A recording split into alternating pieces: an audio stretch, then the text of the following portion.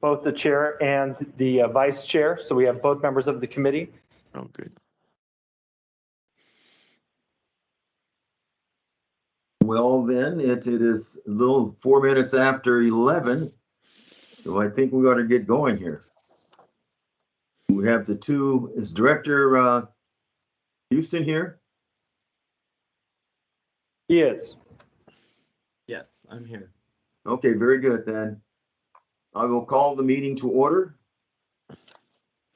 And staff, could you help us with roll call, please? Happy to do so. Director Scott Houston, Here. Chairman Harold Williams, Here. member alternate Director Desi Alvarez, Director Don Deere, Here. and Director Gloria Gray. Here. Very good. Mr. Chairman, we have a quorum. Very good. So we'll move on to public comment. Mr. Chairman, we have not received any requests for public comment, though there is a hand raising feature on the upper portion of the virtual meeting. If any member of the public has would like to request public comment, please let us know now. Seeing and hearing none.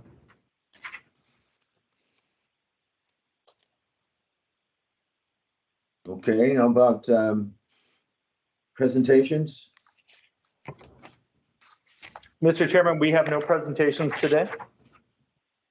Well, then we'll move on to our action calendar. Yes, thank you very much, Chairman Williams. The first item that we have under our action calendar is item 5A. It is an amendment to the Conservation Partnership Agreement for the Cash for Kitchens program. For this presentation, we do have Jennifer Vasquez, our Water Policy and Resources Analyst too. Thank you, EJ. Thank you and good morning, Chairman Williams, committee and board members. For this item, you will find it included and beginning on page 3 of the board packet. Before I begin this action item, I did want to clarify that this is for the existing fiscal year 21-22 for the Cash for Kitchens program implementation that will be fully reimbursed by the existing grants for this program. I know we're in full swing of budget planning, so I did want to clarify that from the beginning. West Basin Municipal Water District is committed to the water efficiency efforts specified in the Cash for Kitchens program. In recent months, increased activity has caused a need to increase the available funding to continue offering water efficiency activities in the commercial sector through the Cash for Kitchens program. As you know, West Basin has contracted annually with the South Bay Cities Council of Governments, a joint power authority representing 16 cities in the South Bay area, to work with West Basin to promote and implement programs. Through their assistance, West Basin continues to assist restaurants and commercial kitchens to reduce their water consumption and also provide water efficiency surveys and direct distribution of free pre-rinse spray nozzles and sink flow restrictors. There is potential to reach additional sites as this program finalizes its program goals in June 30th of 2022. And just for some background, in May 2021, while we were planning the budget for this current fiscal year, the West Basin Board of Directors did approve $27,228 for the implementation of the Cash for Kitchens program through that contract. At that moment of time, it was unclear in what format the program would continue to operate, as a hybrid option was considered with virtual water efficiency surveys available for these commercial kitchens, but also in-person flexibility that was built into the contract for the COG. So as additional time passed, we did learn more, of course, and the success of reaching restaurants and commercial kitchens through direct outreach has proven the most successful. But it is also more timely to actually go directly and reach these commercial kitchen sites and restaurant sites to provide these water efficiency surveys and distribute the devices that I mentioned. So to date, we have reached a total of 51 water efficiency surveys with distribution of the pre-rinse spray nozzles and the sink flow restrictors as mentioned. And these additional task hours that are being requested through the amendment would allow for the level of activity that we are seeing in the first few months to continue until June 30th of 2022. Our goal is to reach 100 water efficiency surveys, therefore reaching 100 restaurants and commercial kitchens in our service area. And really for this reason, staff is seeking an increase to the budget allowed for this particular program. So in summary, for this reason, staff recommends that the board authorize the general manager to amend agreement number W2972 with the South Bay Cities Council of Governments to promote and implement West Basin programs until June 30th, 2022 in the amount of $26,772 for a total not to exceed amount of $212,576 that is in that contract. Thank you, and I'm available for any questions you may have regarding this amendment. But thank you very much. Director Houston. No questions. I'm good moving this to the board for approval. Yeah, well, thank you. I concur. This is an outstanding program. So of course we want to do everything we can to keep this going. Just a quick question concerning the institutions out there, like the university, the schools, the other organizations that have kitchens, several in their areas. Are we reaching out to them? Yes, most definitely. They have participated in the past through the program, included in some of those surveys that I mentioned, the 51 to date for this fiscal year and in the past, in the previous years. We continue to reach out to them. And as you know, the South Bay Cities Council of Governments has great connection with some of those school districts that allow us to visit and conduct those water efficiency surveys at these sites, so that this is part of what we hope to continue in the next few months. And what the budget increase would allow for additional activity. So yes, it has happened and it will continue to. Great. What about hospitals? Hospitals, we do tackle what we consider the break room. Those are a little bit more challenging to attend to. It recently, of course, with COVID-19, there's a lot of restrictions in that area. So, asking to be allowed in a break room to look at aerators and the sink and bathrooms is a little bit more limited in the last year and a half, 2 years. However, that is something that can be addressed through the program. But it has been in a limited manner, just based on the limitations with some of those restrictions that we're seeing because of the pandemic. However, break rooms are addressed very similar to how they have been with some of the parks. As you know, community centers have a lot of these bathrooms and hand washing stations, which is what we're addressing with this program. So any of those opportunities are welcomed. And we did mention just a side note, we did talk about the CII water efficiency program previously in our previous meeting. And so some of that development of the program is looking to address some of those bigger commercial sites in the future fiscal year. So very good. Thank you. Director Houston, I heard you say we should move this on to the board. Yes, that's correct. I concur. Okay, next item.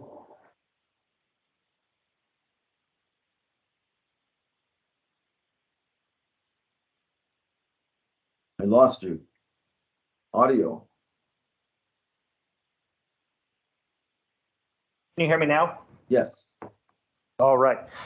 So the next item that we have is item 6A, or excuse me, 6A, begin on packet page 5. It is our facility use guidelines and fee schedule. And this item has been brought to you before, just for some information. And again, we have Daryl Ramos-Young, our Public Information Specialist 3, here for a presentation. Thanks, EJ. And it's my pleasure to bring this item back to you today, Chairperson Williams, members of the committee and board. Last month, staff presented a draft of the facility use guidelines, which EJ mentioned, which is included as attachment A. The committee requested that staff return with further information regarding 3 topics: liability insurance accessibility, a draft facility use fee schedule, and a comparison of such a fee schedule with other community rental facilities.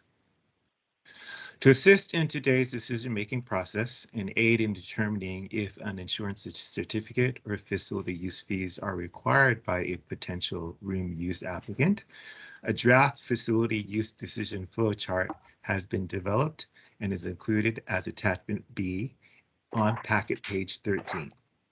So let's go ahead and turn to that right now. Packet page 13. There we go. Thank you.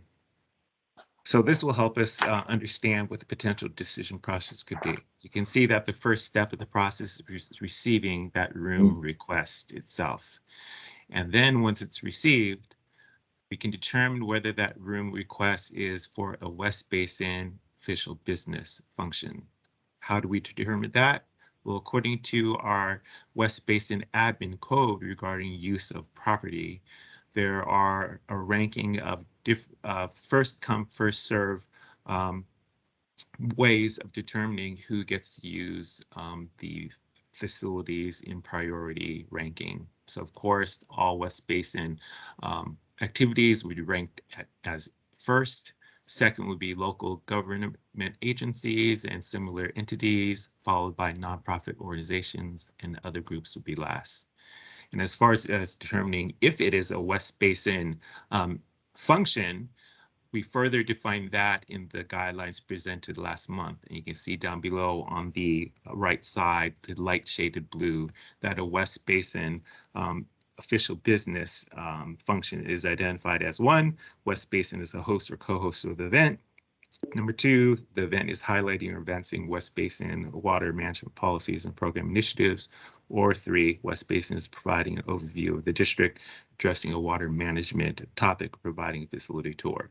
So if it meets one of those criteria, then yes, you can see that no proof of insurance is required by following the flow chart to the right. Aqua JPIA is more than happy to provide coverage because the event is part of our function of purveying water as an agency. And therefore, if the event is going to be conducted, there's typically a staff member who's going to be in charge and overseeing the coordination, the hosting, the event, even if the event is happening after hours or on the weekends. It is part of a West Basin staff person's job responsibilities to really see that function through as their job. However, if it's determined that the event is not official West Basin business, then you can see as we proceed down the flow chart in the center, proof of insurance is required because Aqua JPIA is not going to want to assume any risks for a function that could be, say, a birthday party or a social gathering for a local community club. So certificate would be required that provides, $2 million of general liability. The next determining factor is if they can go ahead and provide that insurance for the event, is determine whether that event is going to be during normal or standard business hours for the agency, Monday through Friday, 8 o'clock to 5 o'clock.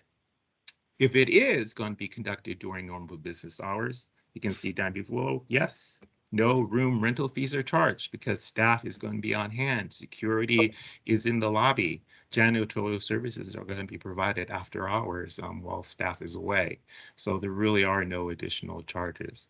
However, if the non-West Basin business function is going to be happening on the weekends or after typical business hours in the evenings, then you can see that prior event approval will be required, and there is a possibility that fees could be charged to support services, because now we're getting into the predicament that how do we actually staff this event with a West Basin member? What are the issues that pop up regarding security or janitorial services? So that will help us in this discussion. as we determine whether fees or certificate insurance will be required for potential facility users. Regarding accessibility of obtaining an insurance certificate, staff has determined that special event insurance is indeed easily available to potential facility users. All major insurance companies and small third-party insurance providers can provide the one-day special event coverage and certificate, either through an online application, phone correspondence, or in-person transaction.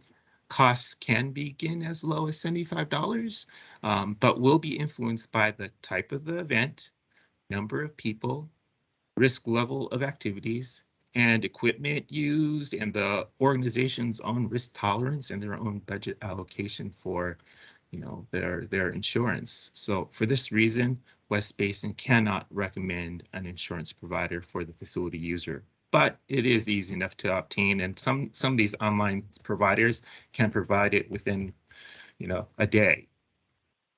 Now, for a potential fee schedule for facility use, the agency, as I said, is faced with some logistical challenges to address. Staff did not include published hourly rate figures in this memo since the committee has had no prior discussion on such cost projections, and such potential fees are up for discussion today. On the decision flow chart, one can see that provided that the room is not needed by a West Basin official business, that a non-West Basin business function could occupy a meeting room without charge fees since staff are present, as I said, and the building is in use during normal business hours. The staffing predicament arises if the facility requests for use after business hours and on the weekends.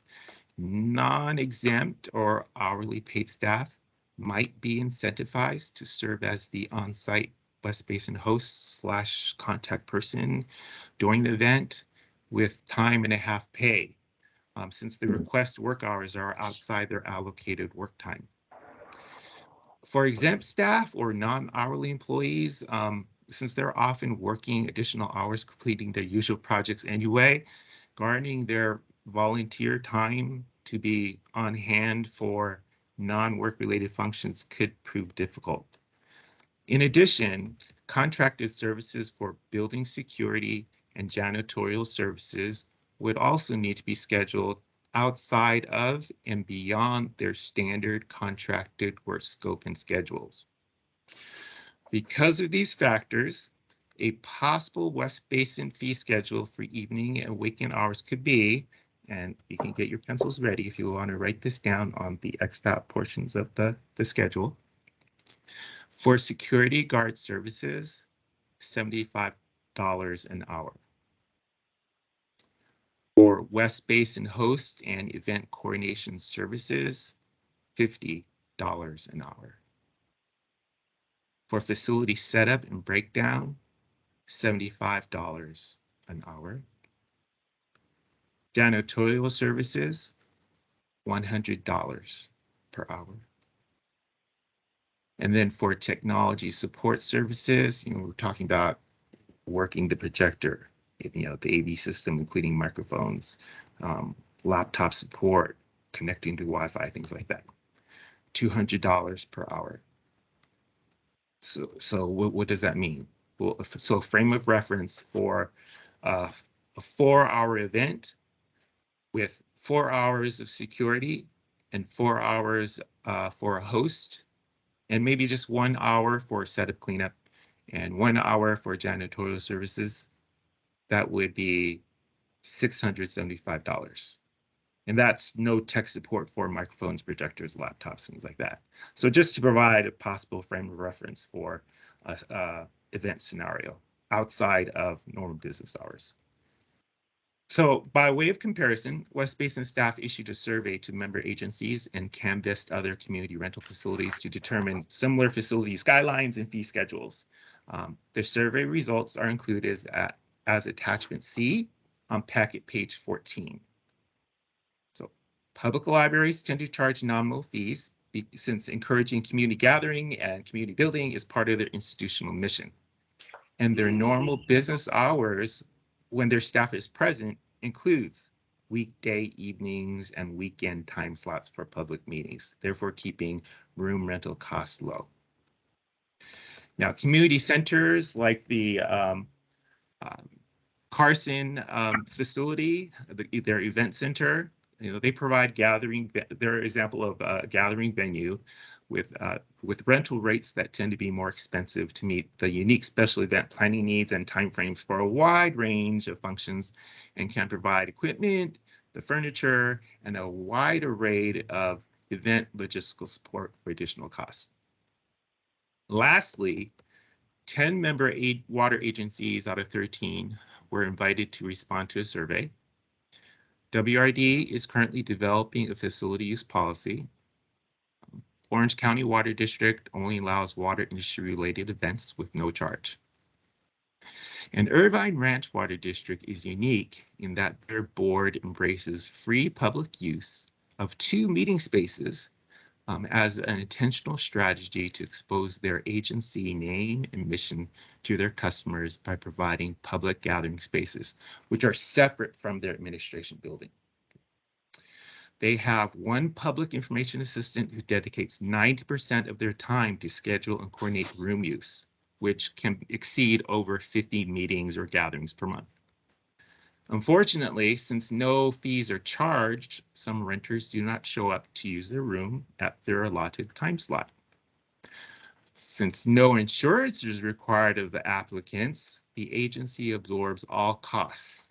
And those costs have included, these are real things that have happened: broken doors off hinges, broken windows, burnt trash cans, and they are currently navigating through an injury claim from an individual who stepped off the parking lot curb at night in the dark. So, in addition, no staff is present during these functions. They have contracted a security service patrol on their grounds 24/7 because they're that type of agency with lots of property.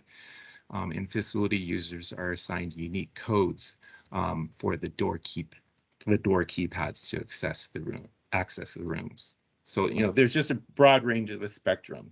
That's one end versus most other member water agencies that don't offer any access or facility use to the public, as you can see by this survey. So with that, I'd be happy to answer any questions that you might have. Well, thank you very much. Very thorough there. Director Houston. Sure, thank you, Daryl. And when you gave us those numbers and then you told us the overall number, was that for after hours? Yes, that was for an after hour or weekend scenario for our event. Okay. And you said for a 4-hour event. Is that what you just said? Yes. Okay. So obviously if people were utilizing it for a shorter time frame, it's exactly. It would be less. Right. Well, I think you answered all the other questions, the insurance situation, kind of what other agencies are doing or other public, jurisdictions. And I think, I'm okay with what's been presented. I do think that, we need to have an option for folks. I don't think there'll be people, lining up at the door to utilize our facilities, but they'll know that there's an option there. And if it makes sense, they might want to utilize it and pay for it. And thank you for enlightening us on what Irvine Ranch does, because I saw that here, no charge, but yet they seem to really let a lot of things just happen, which that's not good. It'll be interesting to see what WRD comes up with, but as far as I'm concerned, I think that you guys have done the best you can do, and I'm okay with these numbers as is. So thank you, Chair Williams. Thank you. Any other directors want to weigh in on this? How about you, Director Deere? No, I think it's a reasonable approach, and I support it. Okay, Director Alvarez.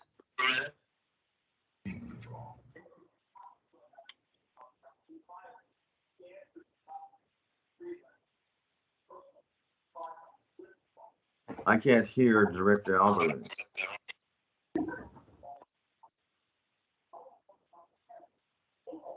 Can anyone else? I don't think Director Alvarez is on the phone. Is he? Oh, okay. Is Director Gray? Is Director Gray. I'm okay with the numbers also. Okay. So Director, I guess that's it. So where do we go from here? I mean, it's, do we want to run this up the flagpole and see who will salute it or what? Because the if we have a policy out there and say if you meet these standards, you can use our facilities. That sounds reasonable to me, but what do we do here, staff? Yeah, the administrative code that addresses the property use was adopted by the board back in 2018. And the only part of the code that needs to be addressed by the board further is the actual adoption of the fee schedule. So staff can bring that back in official capacity at next board meeting, for example, and have the board approve that. I would recommend that we do that. Would you support that, Director Houston? Yes, yeah. Okay. All right, Daryl, you got your marching orders. Thank you very much. All right. Thank you. Thank you. Very, very fine. Very good report. All right, back to staff. Yes, Chairman Williams. The next item we have for you is item 6B. It begins on packet page 15, and it's our monthly communications update. As I mentioned in our previous budget workshop, our communications manager, Amy Rocha, is out on a family medical leave. And as such, for this presentation, we do have staff available. Daryl Ramos-Young, again, our Public Information Specialist 3, will begin this item. Thanks, EJ, and Chairperson Williams, you can't get rid of me yet. All right, well, go for it then, guy. I'll keep this brief as the memo packet is pretty self-explanatory. If we can go ahead and proceed to packet page 18. Last month, you can see that the grass replacement program launch press release was issued and an announcement of the Water Lab public presentation schedule was shared online. And that included our Know Your H2O sessions, our public tours, and those chat sessions that Jennifer had mentioned.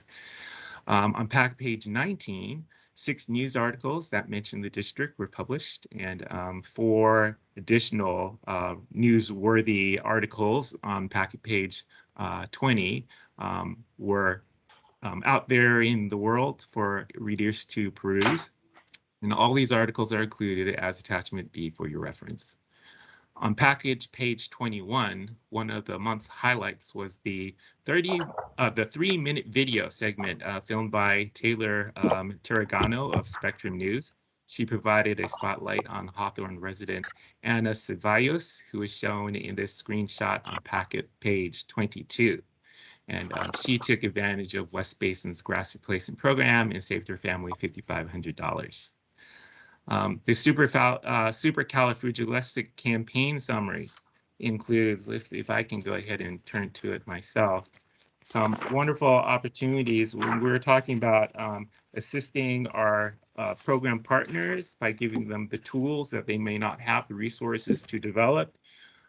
We were basically developed wonderful creative assets, the graphics for the supercalifragilistic campaign, and many of the local cities took those ads and put it into their newsletters. We also conducted multiple presentations within the cities ever since the launch of this campaign back in November. Social media content was shared and retweeted and reposted by several different cities. And this was an example where West Basin provided city-specific graphics for them, and they actually used it. Lots of the cities took advantage of those assets. The city of El Segundo included our campaign artwork on their website, And then Rancho Palos Verdes also just asked for some tabloid-sized posters to mount in their facilities. And then the campaign ads were also used for sponsorship ads and recognition in these different events that took place over the months. And of course, our ECL monument banner currently has some artwork and will be up there until spring. Regarding the annual advertisement campaign, if I can turn it over to my colleague, Melissa Bundia, she can provide an update on the annual ad campaign. Great, thank you, Daryl. Good morning, Chair Williams, committee members, and board members. As mentioned by Daryl, I'll be providing a status update on the 2022 annual ad campaign and referencing packet page 25.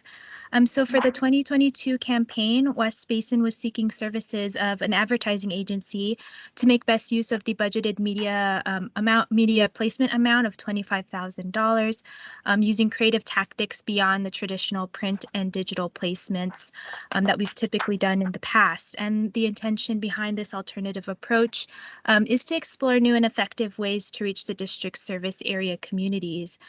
So with that in mind, staff did issue an informal request for proposals on Thursday, January 20th, and received one response from the Lola agency located in El Segundo by the submission deadline on Wednesday, February 9th.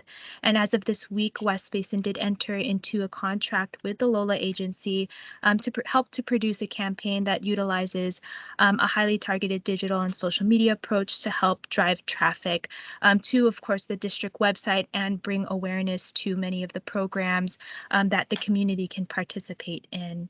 And just as a reminder, the theme this year for the campaign is to build upon the success of the supercalifragilistic drought campaign, drought awareness campaign, I should say, as well as to acknowledge the district's 75th anniversary, a really big milestone for the district. And the advantage that we have here in working with the Lola agency is that they helped to produce and develop the supercalifragilistic campaign that has been a success thus far. But following board direction given and received during the February 10th Public Information and Education Committee meeting to pursue additional print advertisement placements and in order to support local community publications, staff is currently working with the consultant as well as with the Office of the Interim General Manager in order to bring a revised scope of work and cost approval to the regular board meeting at the end of this month on March 29th. So for reference, in past years, what we've pursued is a mixture of print and digital placements in our local traditional media outlets, and those tend to cost between $25,000 to $38,000. So with that in mind, we're going to be providing that, again, that revised scope of work from the consultant as well as that cost approval. But with that in mind, staff is already working towards securing print placements, just given the time that we have in order to secure a print campaign that aligns with Earth Day, which the timeline that the district typically runs its annual ad campaign in. So that's around April timing. So staff will keep interested board members involved, of course, in the process. And as we develop the artwork, we will be sharing that in order for the board to provide any feedback or comments and be involved in the process. And we also aim to have some artwork concepts to share at that regular board meeting at the end of the month as well. And with that concludes my update on the annual ad campaign. Again, staff will continue to work with the Office of the Interim General Manager to help move this campaign forward and keep the board involved in the program, or in the campaign, I should say. Thank you. If there's any questions, I'm happy to answer them. Very good. Thank you. Director Houston. No, sounds good. No questions. Thank you. Good. Right. Any other board member?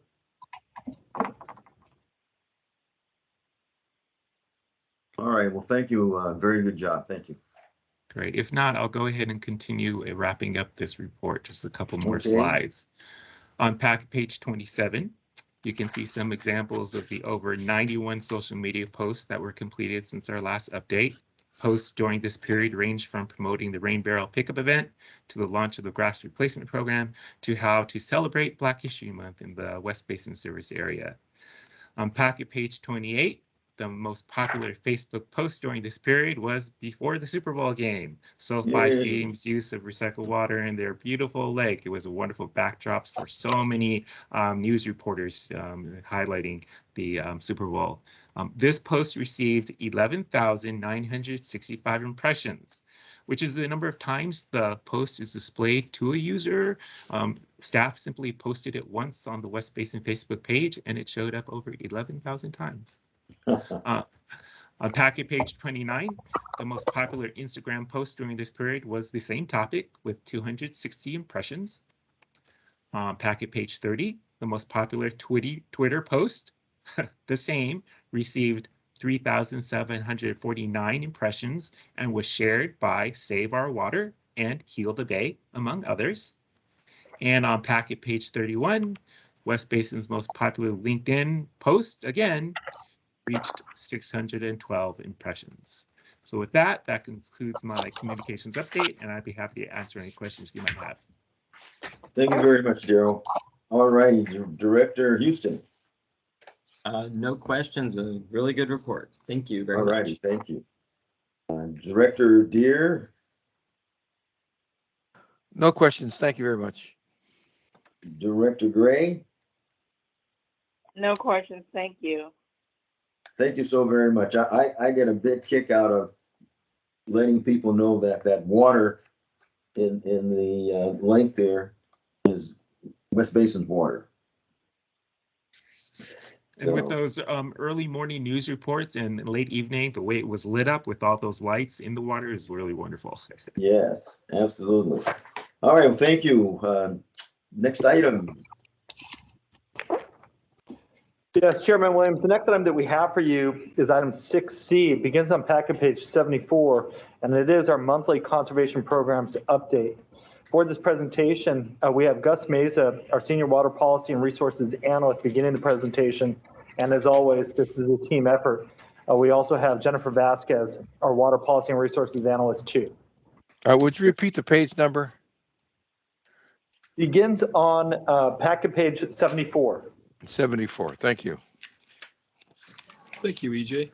And good morning, Chairman Williams, committee and board members. My first update is on our Change and Save program, which is shown on packet page 74 under the program highlights section. We continue to promote our Change and Save program, offering a $500 high efficiency clothes washer rebate and free conservation kits.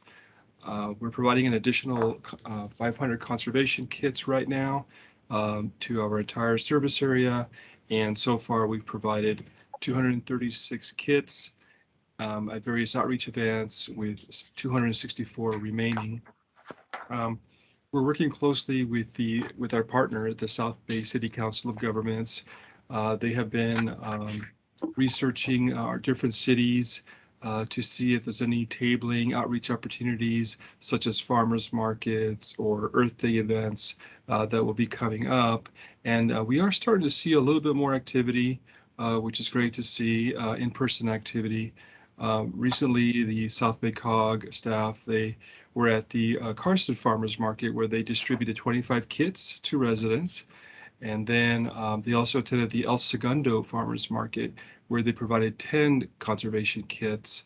I was told it was kind of windy and cold that day, so people were leaving, and it sounds like it was maybe affected by the weather. So yeah, we may have provided a few more kits if it was nicer weather.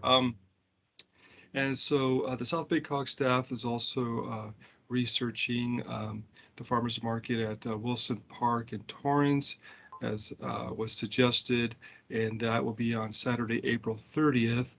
So they're currently working to attend that, and we'll confirm that shortly. And then they're also researching other farmers markets events at the city of Inglewood and at Gardena, city of Gardena, which was also suggested at a prior committee meeting. For the Earth Day events, the South Bay COG staff, they plan on attending the City of Hawthorne's Earth Day event on Saturday, April 9th in person. And also on April 9th, a Whale of the Day event in Rancho Palos Verdes. from 10 to 4 p.m. They'll be there as well, promoting our programs. So again, it's great to see that some of these cities are implementing these, Earth Day events and in person, and our partner, the South Bay COG, will be there representing us. I'll go ahead and pause here for any comments or questions. Yes, Gus, could you let the board know of any or all of the Earth Day events that are going to be going on in our district? Yes, Dr. Williams, I'll work with our general manager and the board services, and we'll get you that information. Thank you. You're welcome. Director Houston? Sure. No, I agree. If you guys could let us know, that's good to know, because April is going to be very busy because people do it on different dates. Right. And also, I was just looking in your report. I mean, we're almost halfway there, right? 189 out of 400. So that's pretty darn good on the washing machines.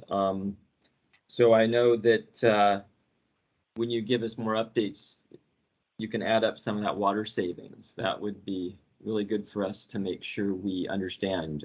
That's really significant. So I'm glad to see this moving forward, Gus. Okay.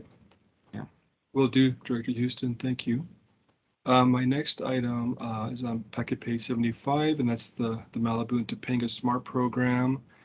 We continue working with our partners there to promote the free sprinkler timers and free installations. To date, they've installed 64 smart sprinkler timers with another 13 scheduled. And then there's also interest from another 99 people who are inquiring about the free installations. We and our partners plan on sending out another postcard and email blast. And also something new is sending out a letter to those who participated and thanking them and asking them to refer the program to their friends and family, neighbors, others who live in Malibu and Topanga. So we wanted to see if we can get some more activity that way as well. I'll go ahead and move to my last item, which is the Rain Barrel program, which we discussed a little bit in the last meeting. We recently had a debrief with the South Bay COG, our vendors, our public information department, to see what lessons we learned, what worked well, what didn't work well. And so my plan is to come back next month, directors, with more information about lessons learned, and then some options about the hybrid program, and also the events, the 5 events, as was discussed earlier. So we'll come back with a couple of options next month for this program. And that is my update before I turn it over to Jennifer, unless there's any questions. Yes, concerning the Rain Barrel giveaway events, I agree with Director Houston. That should definitely be an in-person event, and I think we should keep the 2 venues that we use, the Etsy Little plant area and the headquarters building area. They have the space available, and I think, well, I don't know about anyone else, but I enjoy going to both events. And I intend to go to both events, and no matter what. So I think we should really, as indicated by Director Houston, concentrate on having the in-person events. And if folks who weren't able to get to those events, then we could look at delivering rain barrels. But other than that, I think it should be solely an event that you can come to and pick up a rain barrel, and however many you are qualified to get. And I've been to most of them, and I haven't. No one has left unhappy They enjoy the event because they can also come back if they missed it that day and pick up rain barrels. I mean, I don't remember having a whole bunch left over, but it wasn't hard to get rid of them. Was it? You're correct, Director Williams. Thank you for those comments. We'll definitely use this information when we come back to you next month with some options. Okay. Director, Chair, Yes. can you hear me? Yes. Did we have a date? Are we looking at for this, what we're talking about, this event? Director Gray, we plan on coming back with more information next month, and maybe and also a timeline of when we would launch the program again. It would be in the fall, so we have time to identify, the events and the program. So next month I'll provide a timeline, but the program wouldn't start until the fall.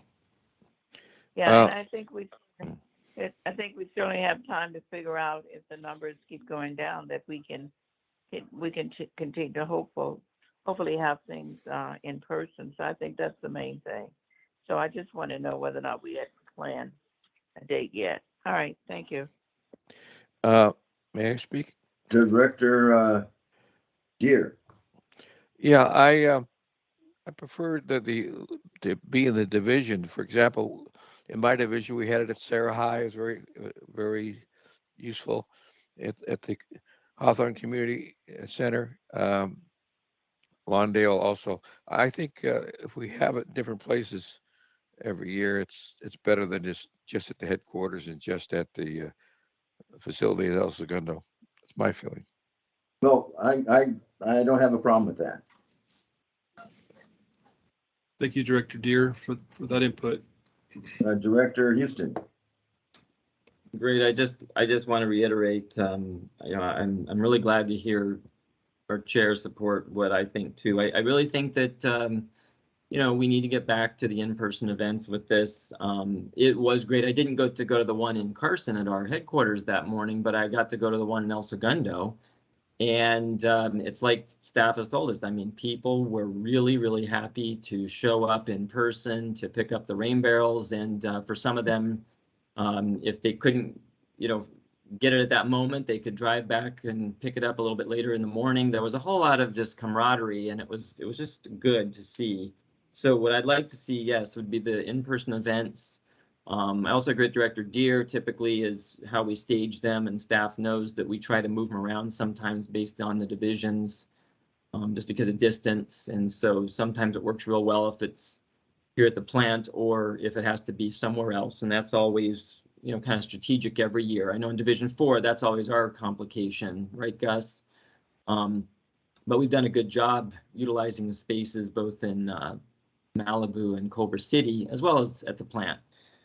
So all that being said, I look forward to hearing what you come back with next month and lessons learned. I also think, remember, when we partnered with our nonprofits, it worked really well. They got some funding out of it. They helped drum up community outreach and support. And so I think a big part for me is to be able to, provide funding for them as well as engage them. So that's exciting when we get to do that once more. And the last thing I noticed, you had it in your report, Gus, was that you guys have been working with several residents who want to return rain barrels or had some issues. And I do know I had gotten maybe a handful of emails, and I sent them to the general manager. You all, I think, have addressed them. But yeah, apparently people had, on occasion, something wasn't working proper and so on. But that's, I hope that wasn't a huge issue for most of the rain barrels, but definitely you guys will work with the vendor that they need to be aware that we did have some complaints. And so I also know you guys have been diligent to fix it quickly with those constituents, but can you just let us know? There weren't too many people that had problems, were there? Not too many, Director Houston. There were some residents who wanted to return them. Maybe they changed their mind, so we had them bring them back here to our Carson office. And then we do have an interest list of people who want rain barrels, so we contacted them to come to our office to pick them up here. So that worked out very well. Okay, good. And this one last thing, Mr. Chair. I really would like to hear staff's, when you come back with this, is what do you think might be that good number? Because I know in the past we did 400 per division. Then this time around, we've been doing about 300, I believe. So, you know, I don't want us to have leftover barrels, but at the same time, it's also really stressful when you're trying to make sure that, you know, you can reach out to that many people and, or are they still qualified? So something to think about, or at the end of it all, we just have one big event at one of the two offices and people can come get the last available barrels. So, you know, I want to get the barrels out there, but we'll be strategic and watch the finances too. So I'm looking forward to that, Gus. Thank you. Great, thank you all for your feedback. I'll go ahead and transfer this over to Jennifer. Thank you very much. Thank you, Gus. Sorry, thank you, Gus, and good afternoon, or close to good afternoon, Chairman Williams, committee, and board members once again. I will begin on board packet page 76 with updates to the Grass Replacement Plus program. So as you know, West Basin continues receiving Grass Replacement Plus, design assistance, and tree distribution applications. To date, we have received 13 applications from residents that have requested a landscape design. That's a slight update from what you're seeing on the memo, just based on the applications we received. A breakdown of the cities are included in the board memo, within the board memo. And I am happy to report that from the creation of this packet, we received additional applications from Inglewood and also 2 from the unincorporated areas of Los Angeles. So that's in addition to what you're seeing listed there within the cities. On board packet page 77, I've included a few of the initial photos we received from residents through the application process. I did want to note that measurements of these grass areas will be conducted during the design consultation to assist residents in the rebate process once they are ready to begin.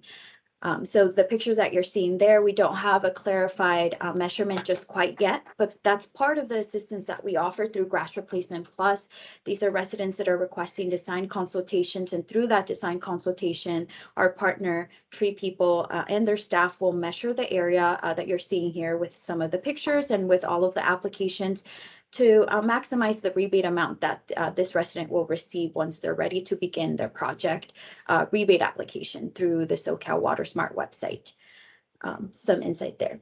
Also, Tree People will make a recommendation of the drought tolerant plants to include in these areas, and also identify, as I mentioned in the past, the best tree that fits within their space, that, you know, offers enough space for the tree to grow in. I know there's usually concerns residents want to address any type of sidewalks and root issues and prevent any type of root issues. So that's something that I actually was able to hear from a resident directly. I did visit the first design consultation that actually did happen with the Spectrum News resident that was featured earlier today, Ana Ceballos.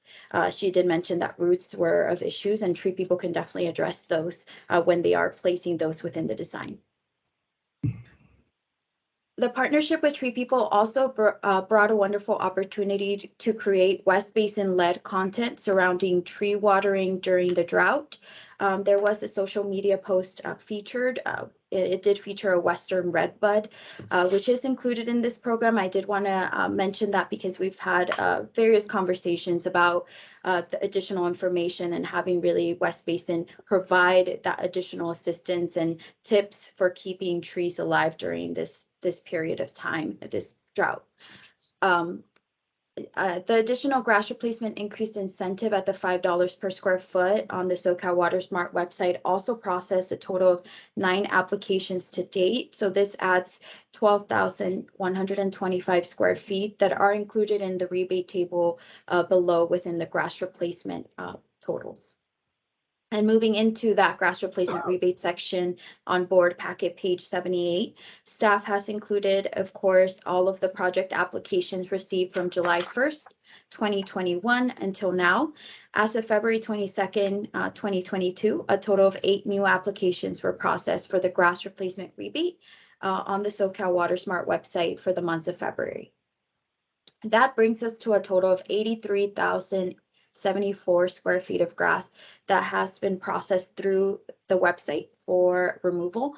And so that's a very encouraging jump. As you recall, last month I reported 63,000. So it was almost a clear 20,000 square foot jump that we had in just 1 month of applications received through the system.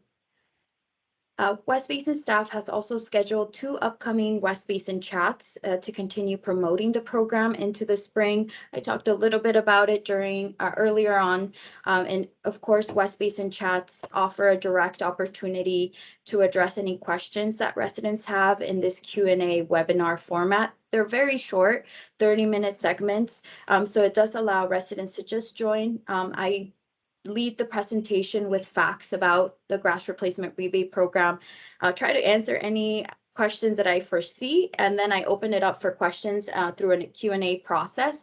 Usually residents feel really comfortable just addressing some of their more personal direct questions based on what they are looking to do with their grass replacement projects, and I try to guide them in the right direction. It usually leads to additional resources for our plant websites that we have through our West Basin website, for example.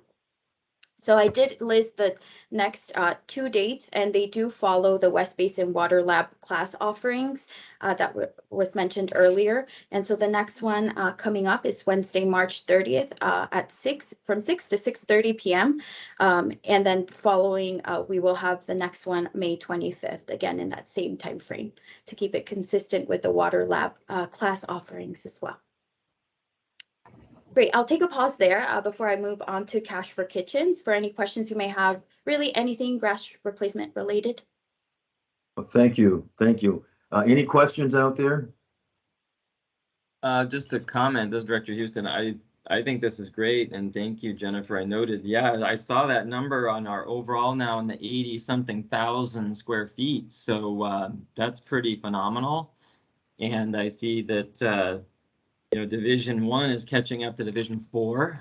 And I see even Division 5 is doing really well. So, this is really great that you guys are pushing hard on this. And I'm just thrilled by how much turf we're getting, removed and or those commitments. So let's keep it up. And then we can really talk about how much water savings that ends up being for West Basin down the road. But this is good news. Thank you for that. Okay, a question concerning the trees. There's one tree that's out there that's a problem for Public Works. And anytime that tree is planted close to the sidewalks, or in the parkway area, I guess would be one of the key areas, is that it really creates problems. And I was just wondering if you're working with the Public Works departments in each city to make sure that they approve of the trees that are going into the landscape. So as to date, we have not worked with the Public Works, but that's a great point. The main reason being that when there is parkway involved, we're trying to place the trees that I mentioned within the private area, not that parkway strip. That is that area between the sidewalk and the street. Those areas are kind of not really where we're hoping to place these drought tolerant trees that are offered through the program because of the limitations that we know. And I know there's different, depending on what city they might maintain that parkway tree. And so that's kind of an area for the city. We do try to focus the placement of the drought tolerant tree offered through the program within the private properties of the resident's home. So whether that's the front yard area that's not city property, the side yard area, or the backyard, all which are qualifying for the grass replacement rebate. However, the parkway area is kind of that limitation. We can engage if there is a request by the resident to place a tree in that area to see how the Public Works department works for that particular city. that issue has not come up yet, but it's definitely something that I flagged from the beginning, just because I know that the maintenance, depending on the maintenance agreements for a particular city, the city is usually responsible, for example, for trimming the trees. And so we don't want to be adding something that's not approved on their end. But I did want to note that the trees that we're offering are only offered for the private area of the resident home, if that makes sense. Yeah, I would suggest that you really work with Public Works, because in some cities, there is no grass parkway that separates the properties. It's just you go from the curb to sidewalk and lawn. But there's a 5-foot strip in there that is that you aren't supposed to plant or build structures in there, but people do it anyway, because that is a utility corridor. So it's a good idea to make sure that you're working in the right area. So Yes. Please work with Public Works. Definitely. Yes, I will definitely have that in mind. And that's a very good point. There's some that don't have that, city owned, very well defined. So I can definitely make a note to treat people. And I think they worked with, other programs installing trees. So I will note that with them as they begin to suggest where the placement of that tree will be, so that we avoid any future issues with any city departments. Really, and please avoid all ficus trees. Yes, I don't believe those are on the list, definitely. Okay, thank you. Next. Great. So no other questions. I can go ahead and move on to Cash for Kitchens. Yes. Great. So that begins, I believe, on page 79. We do have, I did mention that there are additional survey opportunities identified through the outreach process, and that we did conduct this month. So to date, we did have the 51 water efficiency surveys that I mentioned earlier, and staff is prepared to address additional survey activity, including the distribution of devices and rebate information. Following today's conversation, staff will await the official approval to process the additional funding and continue providing the water efficiency surveys. We do have some remaining budget, so it's not like they're fully stopping, but it does help to have the additional funding that we talked about prior to this item. And lastly, for the Ocean Friendly Gardens section, beginning at the top of board packet page 80, I did want to mention that the increased grass replacement rebate funding for the public agencies is now live on Metropolitan SoCal Water Smart website. Staff has worked to update a new West Basin website page with information on the increased incentive that does start at $4 per square foot for public agencies. And also, we would like to promote the design assistance offered by our agency and our staff. Site visits were also conducted to advance the design assistance requested for grass replacement sites at California State University, Dominguez Hills. We did learn that they are looking and very interested in removing approximately 125,000 square feet of grass. And so that was very encouraging to learn, and we did conduct a site visit there. And also Carson City Hall is very interested in removing a large portion of their grass surrounding their City Hall and City Hall area. So we're also working and connecting them to our design assistants to help them plan ahead for that project. We are, of course, still completing outreach.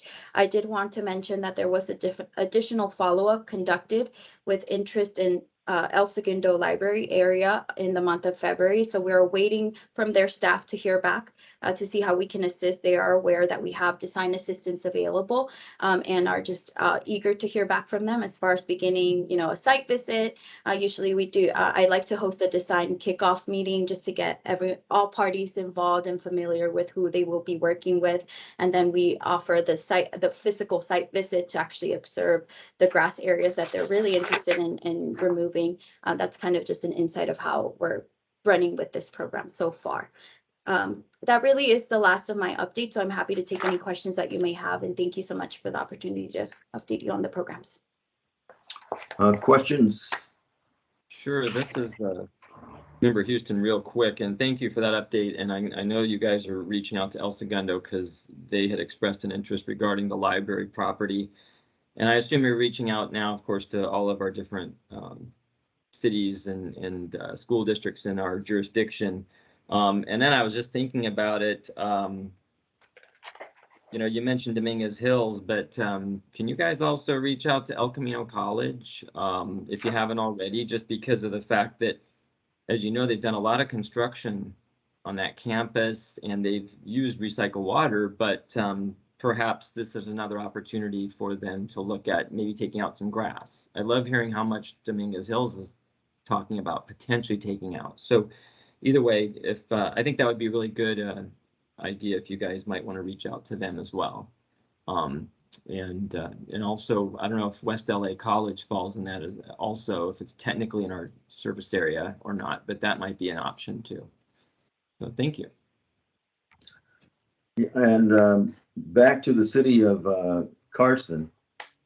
I think the city of Carson is probably one of the only cities that has a landscape maintenance street maintenance element in their general plan. And if you've been driving around lately, they have not been doing a very good job of maintaining the grassy area that is posted. Don't drink here recycled water. They have purple signs out there in areas that don't look good.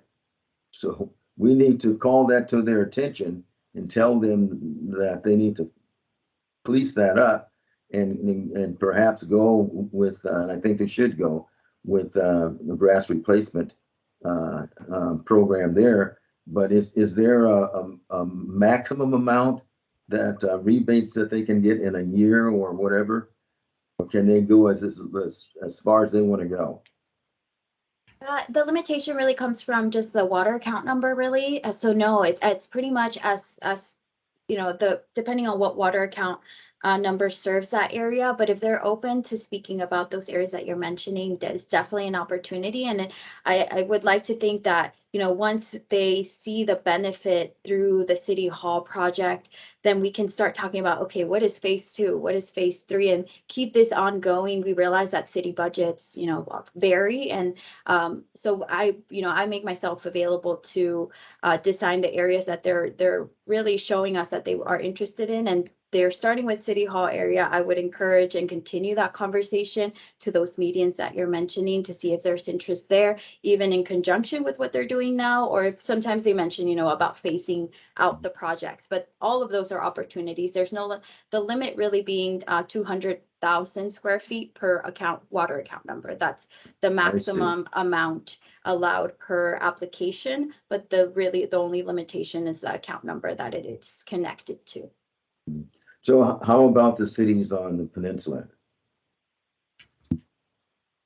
Yeah, so those are all great opportunities as well. And then that's part of the outreach that I will continue as far as identifying what grass areas they are interested in addressing, whether that's a median, some areas of, you know, if they have anything with City Hall areas, park facilities. Our website really offers kind of a list of all of the areas that qualify. And so if there are any areas of interest, we can start the design phase, let them know and assist them through the RFP process, the application process, making it very clear what the rebate amount that they will receive so that they know if they would like to proceed further with any of the planning for grass replacement. So all areas I'm interested in speaking to. So if you have any direct conversations regarding grass replacement, our website mentions my information, but please send them my way or connect them to me. I would love to speak to them about grass replacement. Okay, thank you. Questions anymore, Director Houston? Just real fast. So now, are you guys already sending out information to the different city managers and school superintendents, et cetera? Is that right? Yes, so I think I'll let EJ speak a little bit to this, especially with the city managers, just because that taps into some of his conversations as well. But there's definitely content, and I think there was a flyer created for this program specifically that is utilized and will continue to be utilized to promote the program. Okay. And yes, Director Houston. So we kind of have a three-pronged approach in this aspect. We do have our water use efficiency staff reaching out to all of the different public works directors and contacts that handle this type of thing. I'll be reaching out to all of the city managers and executive level to kind of talk about the opportunities to come speak to them about our different programs, and then really push for the grass replacement. And then also, and you had a chance to see this in the public information and education update, but we also have our public information team reaching out to all of those coordinators with each of our cities to really push our messaging and our programs. So we're kind of tripling up, if you will, on each of our 17 cities, as well as the county, and then of course our school districts as well, because we have an excellent outreach program with our education programs, and we actually tap into those newsletters to get information about these programs. And then we double that back up by doing individual advertisements with some of the school districts as far as their monthly newsletters. So we're going to keep it going, and we're going to try to get every dollar we can back from Metropolitan Water District to invest in our services. Okay, great. No, I just was really following up kind of what Chair Williams was saying, because I think there's a lot of opportunities, even if it's just on the grass at the city hall location or at a library or some other facility, and maybe it wasn't something they were thinking about, or now all of a sudden, we have this potential funding opportunity. It could be top of mind, and of course also it does well for the public outreach and the public relations side. And so really fast when you're doing this, I mean, just like you're looking at areas in each division, Culver City Hall, there's a stretch of grass right beside the building. It's been, back in the day, it was real dried out and pretty ratty. And I mean, that might be an opportunity, for example. Talk to them about it. Talk to West Hollywood about Plummer Park, if there's some grassy areas to take out. Just, now that they have this chance, it's perfect. So, all the cities need to be reached out to and at least let them know. I know we're putting a lot on your plate all of a sudden, but I think it's important. And it was an organic conversation here in El Segundo when we were doing the drinking fountain installation at the library, that one of the council members, not even knowing about this potential program, brought up a thought. And that's why I've hooked you guys into that discussion, because there are definitely folks in the community, both the leadership as well as residents, who are really interested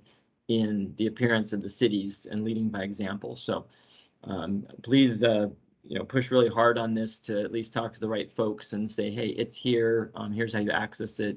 And then, of course, how West Basin can partner to make sure that it goes through smoothly. So very, very excited about this program. Thank you. Okay. Next. Yes, Chairman Williams, we have our final item for you today. It is item 6D. It begins on packet page 82, and this is our monthly water bottle filling station program update. And for this presentation, we have Tammy Hurley-High, our Water Policy and Resources Analyst 2. Thank you, Jay.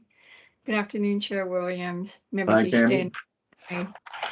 Member Houston, and board directors. So this information is to provide you with a status update on activities for this program. And the first presentation slide on this item begins on page 85 of the committee packet. Thank you for advancing the slides. This list this indicates one station that remains uninstalled, and that is for the city of Rolling Hills Estates.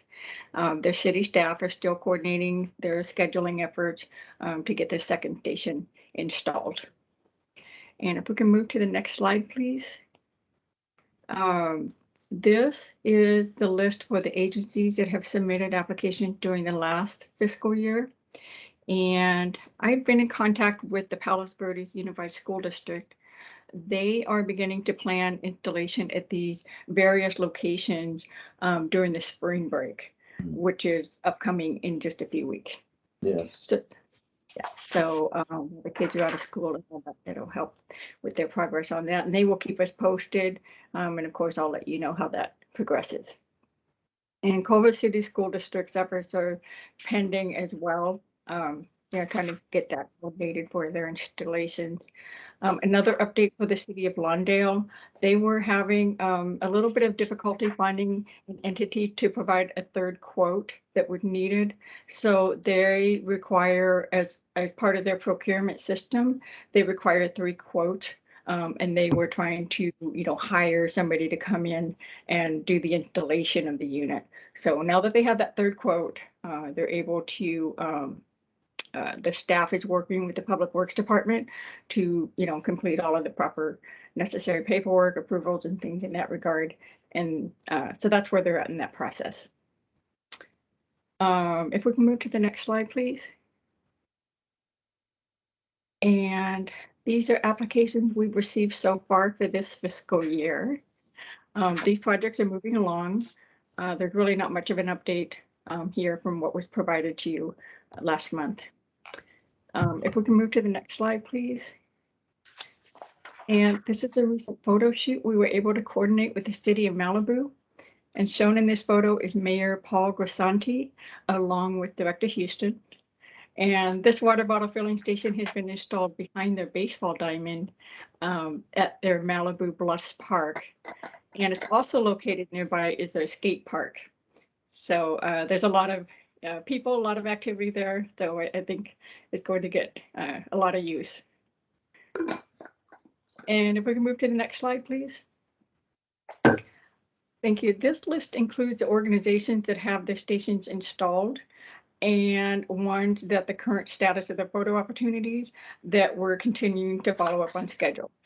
So we continue to stay in contact with these entities to schedule a photo shoot, but there are varying levels of coordination efforts with each entity. And so we're continuing these efforts. We'll keep the directors informed as we get closer, to lock down these schedules and confirm everything. And then next slide, please. So lastly, this is the budget for the current fiscal year. And so far, not really any change from what was reported last month. So far this fiscal year, the district has received 9 applications.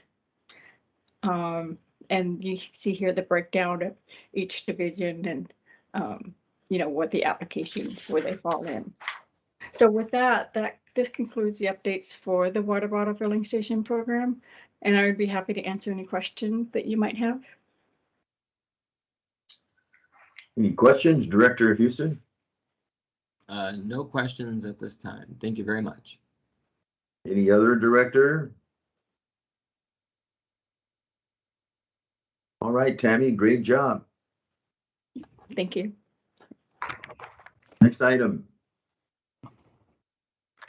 Mr. Chairman, that concludes our information calendar.